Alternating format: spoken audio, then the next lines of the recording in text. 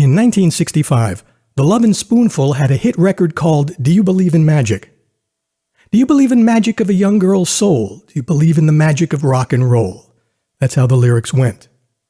This is a story about both of those things.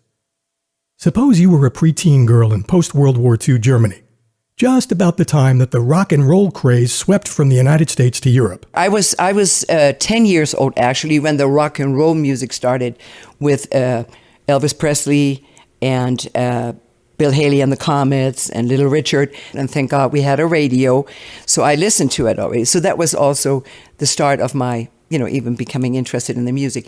And then, of course, later on when the 57 came around, that was actually the big boom of the American music. And then people started dressing like that. They had the tight pants and the leather jackets, and they all wanted to look like James Dean. It was because, after the war, we needed something to boost our, spirits.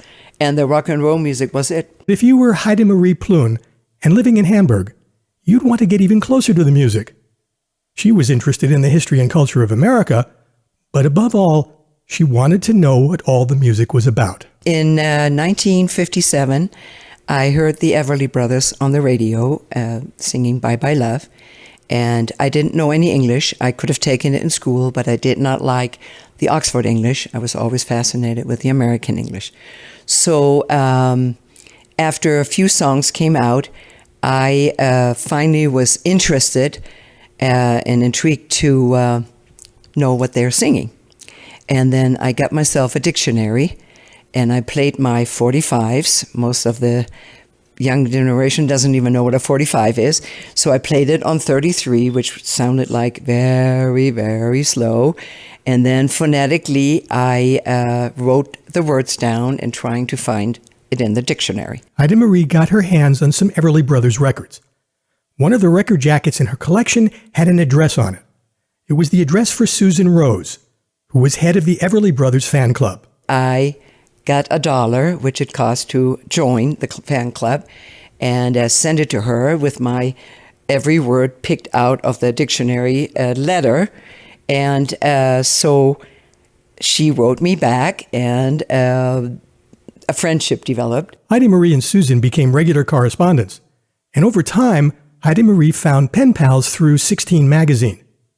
She now had a regular source of letters, records, and information from her American friends about the Everly Brothers. So I got all the American and also the albums, and they were nice enough to always write down the lyrics from each of the songs, so I could translate it again into German.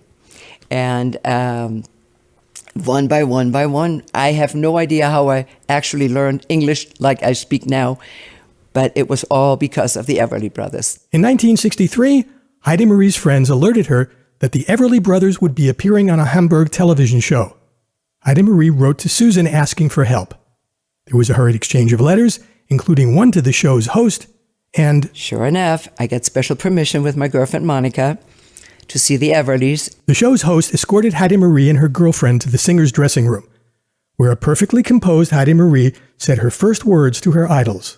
And I said, "My name is Heidi, and Susan Rose wants me to interview you for the International Fan Club." Don and Phil had no idea who Heide Marie was, nor had they ever met a fan quite like her. Phil said, "Heidi, you speak such good English."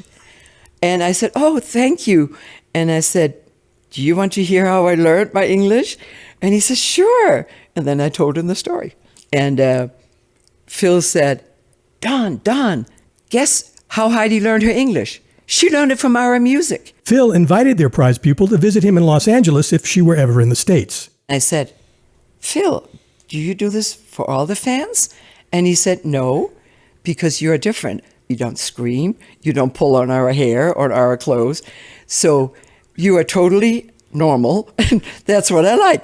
So anyhow, you're always welcome to come over to the house." For her 18th birthday, Heide Marie gave herself a present, a trip to America. Don and Phil were out of town, but good to his word, Phil's housekeeper gave Heide Marie a tour of his house. She returned to the States 3 years later, and this time she caught up with her English tutors at New York's legendary Latin Quarter nightclub. Although she almost missed them there, too. I go to the maitre d' and I said, I'm here to see the Everly Brothers. And he says, well, we don't allow ladies in by themselves, and we need an escort. I said, I'm 21.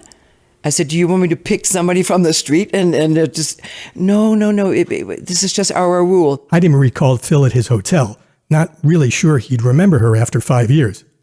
As you might guess, Heide Marie was the kind of woman not easily forgotten. That night, Phil was her escort, and for the following night too.